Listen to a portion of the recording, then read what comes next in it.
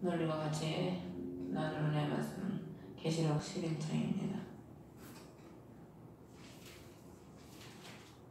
유튜브에 보내드린 것처럼 기독교 81개 단체에서 차별금지법을 지지했다고 그래서 이게 도대체 믿어지지가 않더라고요. 저는 그걸 볼 때 어떻게 이런 일이, 세상에 이런 일이 무슨 풀어져 있던데 참 시대가 얼마만큼 지금 타락을 했는지를 보여주는 겁니다. 그게 우리 기독교인들이 얼마만큼 타락을 했는지 보여주는 거죠. 지금 반대로 해도 시원찮을 판국에 가만히나 있던가. 지지하고 나섰으니 소수가 아무리 반대를 한들 기독교 단체들이 지지를 하는데 소수가 아무리 가서 떠들고 반대를 한들 민주당에서 그냥 다 통과시켜버리잖아요. 지금도 법을 그냥 야당이 나가버려도 자기네들끼리 다 통과시켜버려요. 공수법도 다 통과시키고 통과 그냥 막을 자가 없죠. 그래서 참 그런 시대에 우리가 살아가고 있습니다. 이 11장에 보면은 두 증인이 이제 나옵니다. 두 증인이 3년 반 동안 이제 증인은 이제 증거를 하는데 이 1절에 보니까 내가 막대기 같은 갈대를 받으매 그 천사가 이르시되 그러나 하나님의 성전과 제단과 그 안에서 경배하는 자들을 측량하라. 성경에 보면은 측량하는 게 많이 나와요. 에스겔 40장에도 보면은 문과 제사장의 방과 제단 성소의 치수를 측량하고 계시록도 새 예루살렘을 문과 성벽을 측량을 하지요. 금갈대로.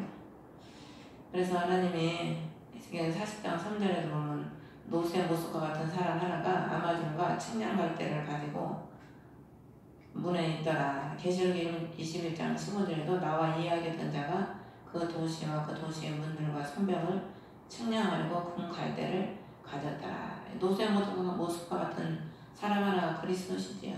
또 계시록에도 나와 이야기하던 자도 바로 그리스도시고요. 우리 주님께서 늘 우리의 심령을 측량을 하십니다. 우리의 심령이 얼마만큼 그리스도로 충만하게 채워지고 에스겔 47장에 보면은 그 측량하니까 물이 무릎에 오르고 물이 발목과 무릎과 허리와 헤엄칠 수 없는 그 헤엄칠 강으로 이게 점점 불어나잖아요.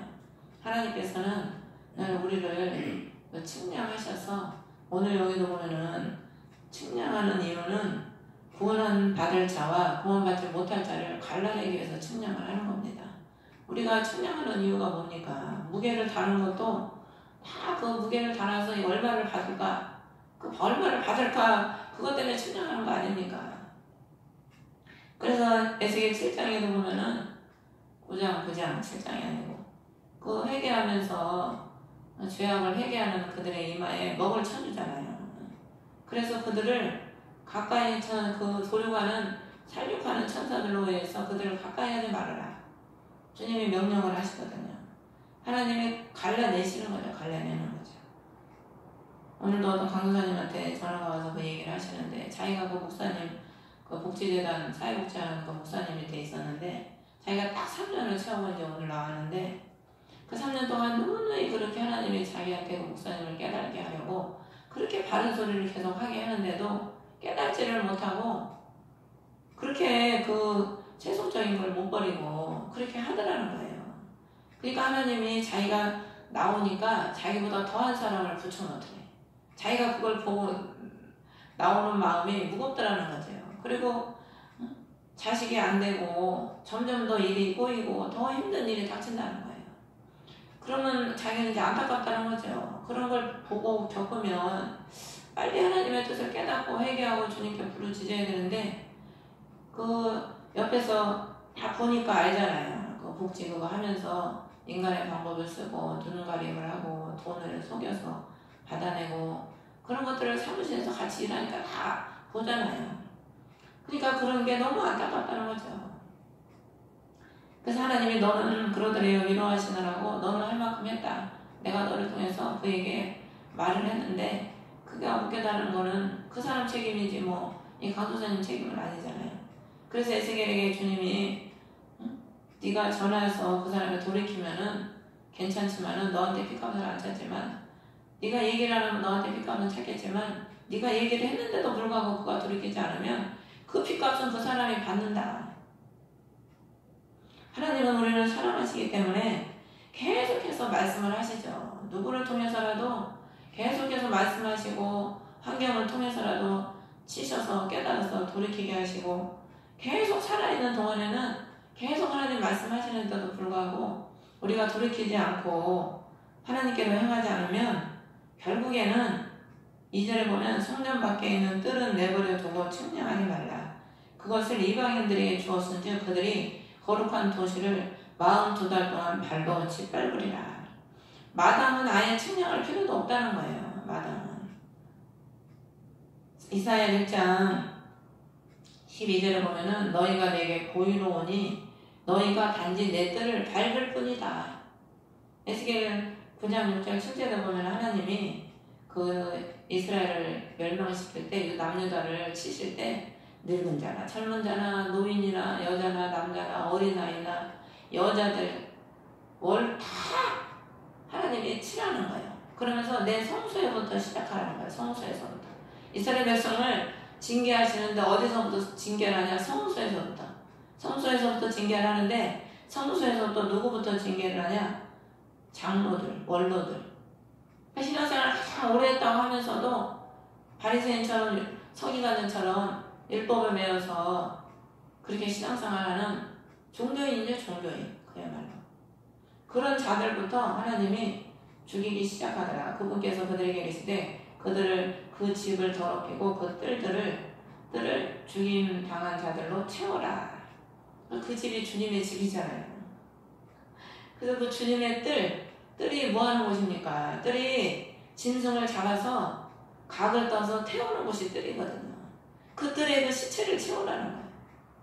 그러니까 우리가요, 그리스도의 십자가의 나를 못 받고 그리스도의 장사된 사람으로 그리스도의 주님의 우리의 희생물이 되신 것처럼 우리도 하나님께 희생물이 되지 못하면은 우리가 마당만 밟고 다니는 뜰만 밟고 다니는 그런 신앙인으로 살아갈 수밖에 없죠. 우리가 그 마당을 밟고 어디로 들어가야 됩니까? 지성소까지 들어가야 되거든요. 지성소가 바로 하나님의 언약궤가 있는 곳이고 구름이 있는 곳이거든요. 하나님이 늘 영광이 임할 때는 그 지성소에 영광이 임했어요. 하나님은 우리가 신앙이 점점 성장을 해서 우리가 그리스도와 교통을 하고 그리스도의 인격, 그리스도의 그 온유하고 겸손한 마음, 그리스도의 영적인 그 신앙의 차원까지 우리가 올라가야 그리스도와의 고통하는 삶이 돼야 그게 바로 주님의 백성이지요. 친구라. 요한복음 19절에 친구로 주님이 인정을 해주시지요. 그런데 그런 그리스도에 대한 그런 본질과 속성에는 관심이 없고 그냥 종교생활만 하느라고 마당 교회만 밟고 다니는 많은 사람들, 오늘날도 그런 사람들이 얼마나 많습니까? 그런 사람들은 다 밟힌다는 거예요. 뜰을 밟혀서 이방인들에게 밟힌다는 거죠. 마지막 시대에 휴거되지 못하고 땅에 남아서 짓밟히게 된다는 겁니다. 우리가 오늘날도 예수를 제대로 믿지 못하니까 기독교인들이 세상 사람들에게 얼마나 지금 짓밟히고 있습니까? 짓밟힌다는 게 무시당하는 거거든. 소금과 빛의 직분을 감당하지 못하면 짓밟히는 거죠. 부모가 그런 부모 노릇을 못하면 자식에게 무시당하듯이 그렇게 되는 거죠. 3절에 내가 두 증인에게 권능을 주리니 그들은 굵은 베옷을 입고 1260일 동안 대언하리라. 이방인들은 42달이 3년 반이지요. 반 동안 하나님의 성전을 밟고 주의 백성들을 짓밟은 동안에도 하나님은 두 증인을 세워서 굵은 베옷은 회개를 의미합니다. 회개. 어르드게가 이스라엘 백성들을 하만이 죽인다는 그 법률을 보고 어떻게 합니까? 베옷을 입고 엎드려서 하나님께 회개하는 거예요. 기도하는 거죠. 울면서. 굵은 베옷을 입는다는 것은 회개를 외친다는 거죠. 1260일 동안 대언하리라. 하나님께서 주시는 말씀을 이게 1260일이 3년 5개월하고 조금 넘는 날입니다. 3년 5개월을 한 10일 정도? 7일에서 10일 정도, 뭐 31일이 있는 달도 있고 30일이 있는 달도 있기 때문에, 그러니까 3년만 6개월 못 되는 기간 동안을 하나님이 주시는 말씀을 대언을 하는 거죠. 그럼 뭘 대언을 했겠습니까? 회개하라고 대언하고 그리스도를 바로 대언했겠죠. 그리스도를 대언했겠죠. 뭘 대언을 했겠습니까? 4절에 보면 이들은 땅에 하나님 앞에 서 있는 두 올리브 나무요, 두 등잔대니라. 올리브 나무는 우리가 잘 알다시피 성전에 불을 밝히는 게 올리브 기름입니다. 성막이요 깜깜해요. 왜 그러냐면 성막이 삼겹으로 되어 있거든. 해달해가지고 뭐에다가 이게 창이 없어요. 성막은 모세 성막에 창이 없기 때문에 그 안에는 깜깜해요. 그렇기 때문에 그 기름으로 그 성막 안을 밝히지 않으면 성막 안이 깜깜한 거죠. 우리가 우리의 심령을 뭘로 밝히겠습니까? 기도로 우리가 깨어 있어야 돼요. 기도로 깨어서 내 안이 밝혀져야 주님의 뜻을 알고 주님이 말씀하시는 걸 깨달을 수 있죠. 잠들어가지고 우리가 잠잘 때 눈 감고 자면 깜깜하게 아무것도 안 보이잖아요. 영적으로도 잠들면 밝은 빛이 없어. 빛을 못 봐요. 그리고 성전 안에 늘 하나님이 기름을 떨어뜨리지 말고 제사장에게 늘 그 기름을 떨어뜨리지 말고 불을 피워라 그랬거든. 그 스가랴에 보면은 그 두 올리브 나무 양쪽에 올리브에서 등잔대에서 기름을 공급받아서 기름을 공급하는 올리브 나무가 나오고 등잔대가 나옵니다. 그러면 그리스도께서 등잔대는 교회거든. 교회. 계시록 그 2장인가 보면은 등잔대는 교회다. 7별은 7사자고 등잔대는 7교회라고 분명히 말씀을 했거든요. 그러니까 교회가 우리 몸 아닙니까? 우리가 그리스도의 교회 아닙니까? 몸이. 그래서 마지막 시대에 하나님께서 기도하는 그 하나님의 대언자, 하나님의 집, 교회, 성도를 통해서 증거하게 하시는 거죠. 항상 보면은 증인은 두세 사람으로 증인을 삼으라고 그러거든, 구약에. 그러니까 그리스도와 나와 함께해야 내가 그리스도의 증인이 되죠. 그리스도께서 내 안에 안 계신데 내가 어떻게 그리스도의 증인이 되겠습니까? 그리스도께서 나의 안에서 공급해 주시고 기름을 공급해 주시고 말씀을 공급해 주시고 하나님께서 공급해 주시는 힘으로 우리가 대언을 하는 거지 우리의 인간의 지식과 인간의 힘으로 하는 게 아니거든. 근데 하나님께서 이들에게 권능을 줬다는 거예요. 권능을 주셔서 5절에 보면 막 어떤 사람들이 그들을 해하고자 하면 입에서 막 불이 나와가지고 원수들을 삼킨다는 거예요. 그러면 입에서 막 불이 나온다니까 무슨 용갈이 많아야만 용갈이 막 불 나오듯이 그런 불이 나올 것 같아요. 우리가 기도할 때 우리가 막 부는 기도 하잖아요. 그게 입에서 불이 나가는 거예요. 영적으로. 이건 모르는 사람들은 기도는 왜 저렇게 하나 그러지만은 막 이 기도를 할 때요 입에서 불이 나간다니까 성령의 불. 그래서 이 귀신에 잡힌 사람들 기도할 때 이 기도가 많이 나가더라고. 그러니까 이 기도해주면은 어떤 강한 귀신이 붙어서 와도요 다 나가버려요. 다 도망가버려요. 그리고 그 집사님 집에서 막 이 부는 기도를 막 엄청나게 했더니 옆에 집에서 그게 다 들렸나 봐.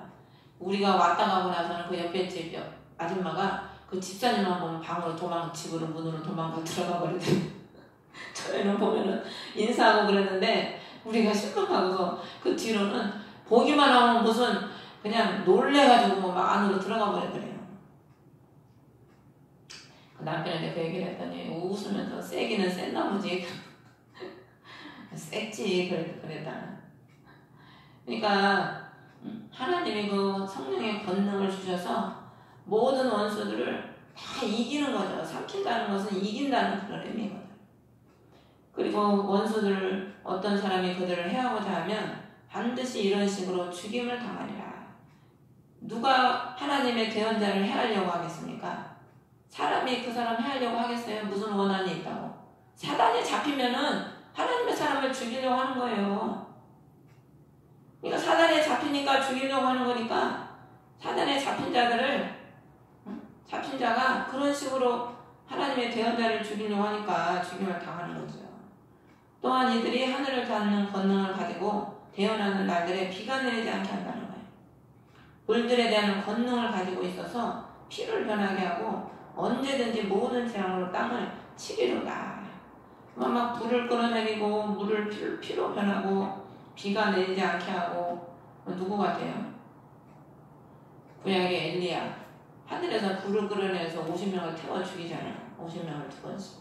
모세는 어떻게 했습니까? 지팡이로 강의 물을 피로 변하게 하는 거예요. 물을 변하게 하는 권능을 하나님이 주신 거죠. 물은 생명이지 않습니까?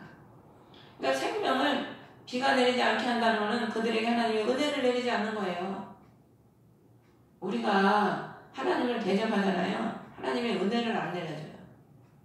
어떤 사람은 그렇게 믿고 싶고 막 그래도 왜 안 믿어지고 그러겠습니까? 우리 시골 형수가 나를 안 믿어줘요. 그러게 제가 그것을 들으면서 하나님 앞에 하는 게 없으니까 하나님이 은혜를 안 베풀어. 은혜를 못 받으니까 안 믿어지지. 그럼 왜 은혜를 못 받아?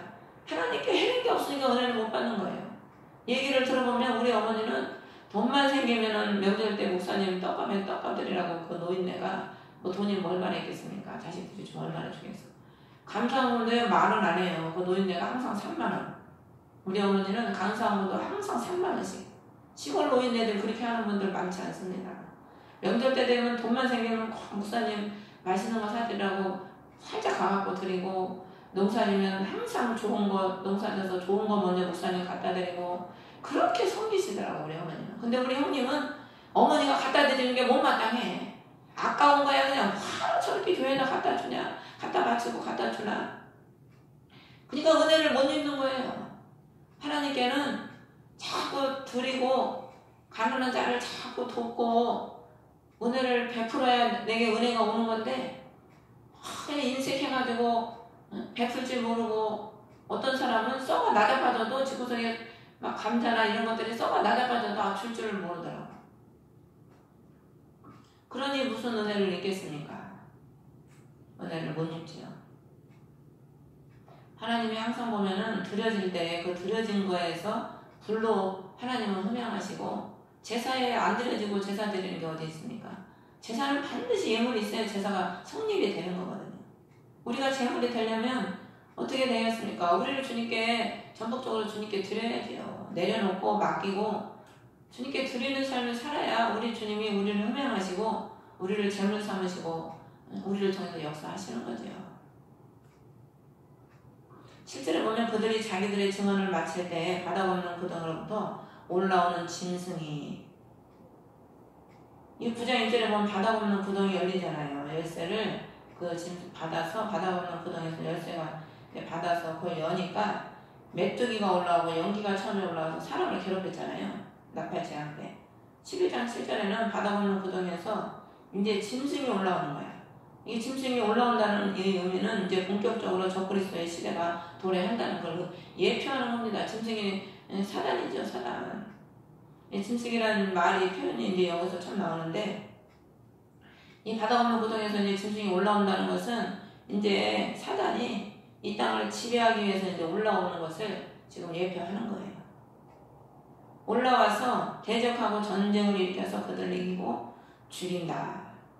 짐승이 왜 올라와서 이들을 대적하고 전쟁을 일으켜서 죽이겠습니까? 이제 자기가 온 세상을 지배해야 되는데, 이 증인들이 이제 적그리스도 시대가 온다, 정신 차려서 회개하고 주님 맞을 준비해라, 그런 증언을 하지 않았겠습니까? 그 자기의 실체가 드러나니까 그들을 죽이는 거예요. 나라가 공산당이 되면 누구부터 제일 먼저 데려다 죽입니까? 기독교인들부터 데려다 죽이는 거예요. 왜? 우상을 섬기면 안 된다. 유일신이신 하나님만 우리는 섬겨야 된다. 공산당을 부정하니까, 받아들이지 않으니까 자기의 가장 대적인 사람을 먼저 죽이거든. 그래서 그들을 죽여가지고 8절에 보면은 그 몸을 거리에 놓는다. 그 도시는 영적으로 소돔과 이집트다. 영적으로 소돔과 이집트가 뭡니까? 죄악의 도시를 의미하는 겁니다. 소돔이 죄악으로 인해서 다 멸망을 당했잖아. 이집이 애굽인데 죄악 세상을 의미하는 거거든요. 그곳은 우리 주께서 십자가에 못 박힌 곳이더라. 골고다에서 주님께서 죄로 인해서 죄를 청산하기 위해서 십자가에 못 박히셨잖아요. 근데 이들은 그리스도의 그 아무리 이 대언자가 그리스도가 너희들 죄를 속량하게 해서 죽으셨다고 아무리 대언을 해도 그들은 받아들이지 않는 거예요. 그래서 그들은 그 그리스도가 죽으신 그곳에 이들이 죽은 것은 그리스도의 죽음을 따라 죽은 거죠. 의를 위해서 이들도 죄악 때문에, 죄인들 때문에, 예수님께서 뭐 때문에 죽으셨어요? 죄인들 때문에 죽은 거거든. 예수님의 증인 대언자는 주님의 길을 따라가는 거죠. 우리도 주님으로 인해서 날마다 죽는 삶을 사는 것이고, 주님 때문에 죽는 삶을 사는 겁니다. 우리가 뭐 때문에 죽는 삶을 살았습니까? 주님 때문에 죽는 삶을 살지요. 어제 시장 가서 눈썹 다듬는 걸 하나 처음으로 내 인생에 처음으로 사봐. 그거 1,000원, 2,000원밖에 안 하대. 그것도 모르고 집에 그냥 아무런 옛날부터 있던 무슨 쬐쬐그만 쪽파이 같은 걸로 그냥 해놓으라고. 참, 그래서 제가 그거 1,000원, 2,000원밖에 안 하는 걸 사면서 이거 어떻게 하는 거예요? 그래서 나를 이렇게 쳐다보더라고, 여자가. 아, 이거 내가 처음 사봐가지고. 그냥 주님만 따라오고 기도만 하고 살았지 세상 것은 아무것도 해보질 않은 거예요. 누려보질 않고 해보질 않고. 그래서 그때 편의점에서 커피 살 때도 우리 전수사님이 내가 그런 걸 참 사봐가지고 뭐 이걸 어떻게 하는 건지도 모르겠더라고. 내 커피를 사는 것도. 필요하면 아들이 한 번씩 사고 뭐 내가 사 먹어보질 않았으니까. 지금도 제가 뭐 가서 사고 싶은 게 없어요. 그냥 선수가 내가 안 사니까 그냥 반찬도 시키고 지가 과일도 사다 놓고 뭐 사고 뭐 쇼핑하고 그런 데는 별 관심이 없으니까 그냥 필요한 거 있으면 그냥 그거만 그냥 사는 거지. 없어서 안 되는 거. 그런데 이제 별 관심이 없으니까. 그래서 이 바닥 없는 구덩이에서 짐승이 올라와가지고 죽이고 이제 본격적으로 그 사단의 시대가 이제 도래합니다. 그래서 죽여서 장사도 하지 못하게 사흘간 동안 그 몸을 무덤에 두지 못하게 하고 그 10절에 보면 대언자들이 자기들에게 고통을 줬기 때문에 그가 죽은 것을 기뻐하고 서로 선물을 보내는 거예요. 10절에 죄인들은 죄를 지고도 그게 죄인지를 몰라요. 그걸 기뻐하고 즐거워하면서 선물을 보낸다고요. 11절에 사흘간이 지난 뒤에 하나님으로부터 온 생명의 영, 하나님께로부터 온 생명의 영이 누구겠습니까? 그리스도의 영, 성령이시지요.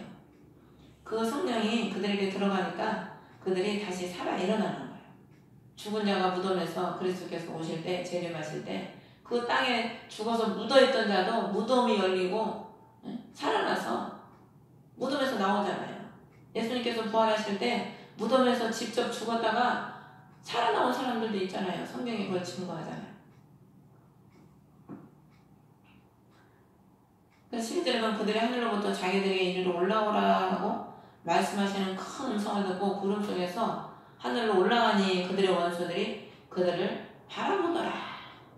이 두 증인이 살아나서 하나님의 말씀에 따라서 하늘로 올라가는 거예요.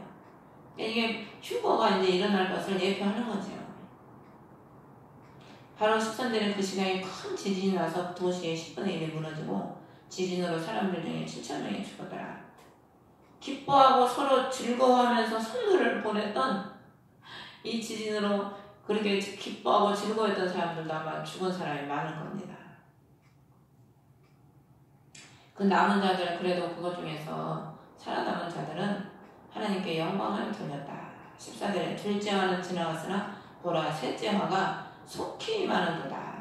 이제 마지막 나팔만 남았거든요. 마지막 나팔만 남았는데 셋째 화가 속히 임한다는 거예요. 바로 임한다는 거죠.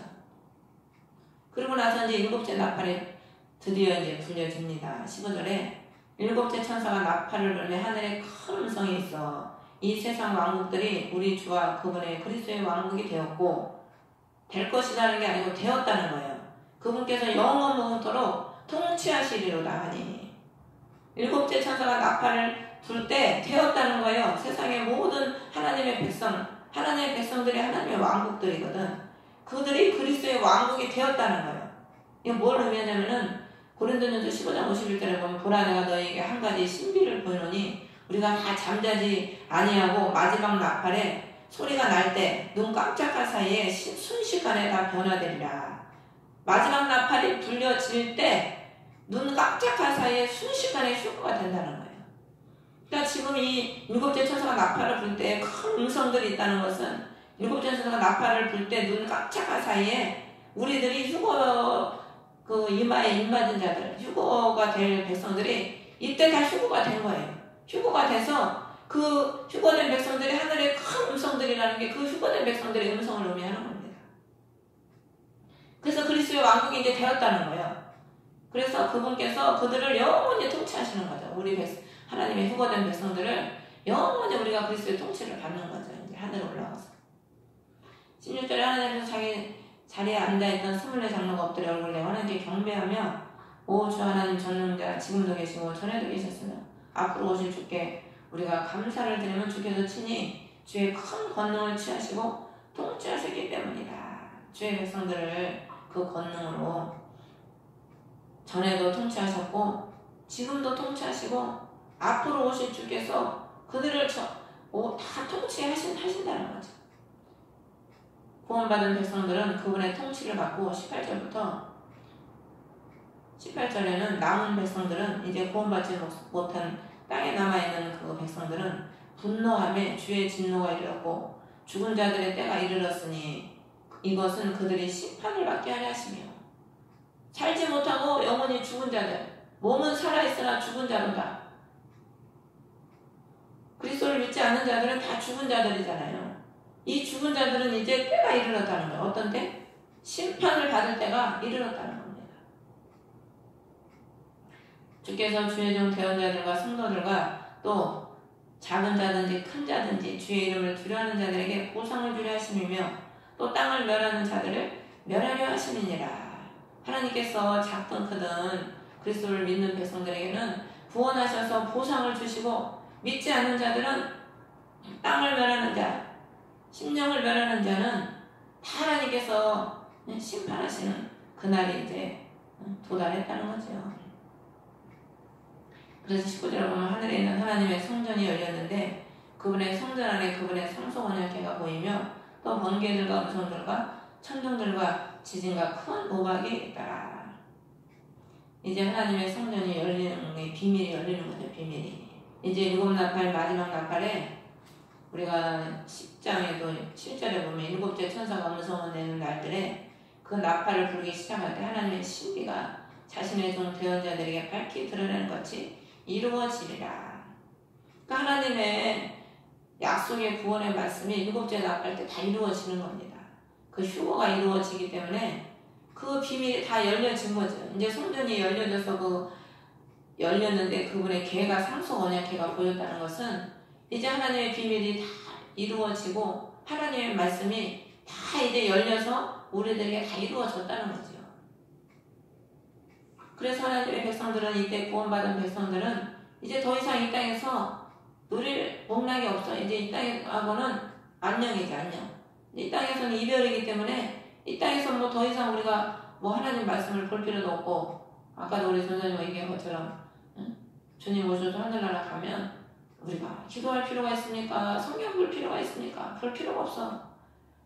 몽토록 기쁘고 즐거운 그 나라에서 우리의 한 주님을 찬양하면서 기뻐하고 즐거워할 일밖에 없는 거죠. 이 땅에서는 주님 믿느라고 매일 질질 짜고 가난하고 심어야 되고 그냥 힘들어 죽겠는데 앉아서 기도해야 되고 기도하는 게 쉽습니까? 여러분 1시간 앉아서 기도하기도 힘들지요. 막 아침에 2시간, 저녁에 2-3시간씩 앉아서 기도하려고 그러면 입술은 바싹바싹 마르고 어깨, 허리 말 아픈 데가 없어요. 그러니까 그러니까 주님 뜻대로 십자가 지고 좁은 길 가느라고 그거 하는 거죠. 그거 하고 있는 거죠. 깨어서 믿음 지키고 좁은 길 가기 위해서 뭐 내가 잘 먹고 살려고 돈 벌려고 그렇게 노력을 했어봐요. 근데 잘 먹고 잘 살려고 그렇게 돈 벌려고 하는 게 아니고 구원받고 주님의 뜻과 뜻을 이루고 하나님의 영광을 위해서 재물 되기 위해서 이렇게 하는 거죠. 그래서 우리가 하나님 집에 올리브나무가 돼야 됩니다. 시편 52편에 나는 하나님의 집에 있는 푸른 올리브나무 같으며. 그게 뭐겠습니까? 하나님의 집에 푸른 올리브나무는 기름을 짜는 거예요. 기름을 짜는 게 쉬운 게 아니거든요. 그걸 으깨가지고 막 짜야 돼요. 지금은 기계가 있으니까 다 기계로 해주지.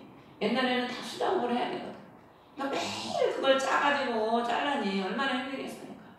옛날에는 곡식도 먹으려면 맷돌로 다 갈아야 되잖아요. 타작해가지고 그 쭉쟁이를 까야지, 맷돌로 갈아야지. 보통 수고가 아니죠. 그 하나님의 집에 푸른 올리브나무는 늘 그리스도의 생명을 공급받으면서 우리가 공급을 받아야 기도도 하지 내 힘으로 기도 됩니까? 내 힘으로 안 되는 겁니다. 그래서 우리 전사님도 처음에 왔을 때 안수라니까 배가 그냥 등잔대에 딱 붙었더라고요. 근데 얼마 전에는 또 배에 기도하니까 배가 좀 나왔대. 참, 그 목사님이 저번에 전도사한테 안수하는데 배가 꾹 나오더라고. 하나님 그걸 보여주더라고 그러더니 그래서 내가 기도하면서 속으로 웃음이 나오더라고. 참, 처음에는 배가 그냥 무슨 20일 금식한 사람처럼 그냥 배를 손으로 안고 기도하는 배가 그냥 등짝에 딱 붙은 사람처럼 그렇게 그냥 붙었더만 그래도 살이 쪄서 그런 건지 그래도 몇 개월 기도를 해서 그런 건지 뭐 살은 안 찐 것 같은데 살은 더 빠졌어요. 그러니까 그래서 내가 웃음이 나더라니까 신기하더라고요. 그래서 그래도 하나님 그래도 기도하니까 영적으로 그래서 그 배에서 생수강이 흘러난다고 한 겁니다. 요한복음에 우리가 기도를 하면은 내 영이요 이게 점점 풍성해지고 배가 불러지고 살이 쪄요. 영이. 그러니까 여러분들이 그런 거를 기도를 많이 하면 이제 체험을 하죠. 그래서 우리는 육으로 사는 삶이 아니고 성령으로 영으로 사는 삶입니다. 영으로. 그래서 예배하는 자는 신령과 진정으로 영으로 예배하는 거지 육으로 예배하는 게 아니거든요. 그래서 예수님께서 나의 양식은 하나님의 뜻을 행하는 거라고 했거든. 우리가 양식이 뭡니까? 하나님의 뜻을 행하는 거죠. 그럼 여러분들이 말씀을 따라 살아가시는 저 여러분 되시기를 주의 이름으로 축원합니다.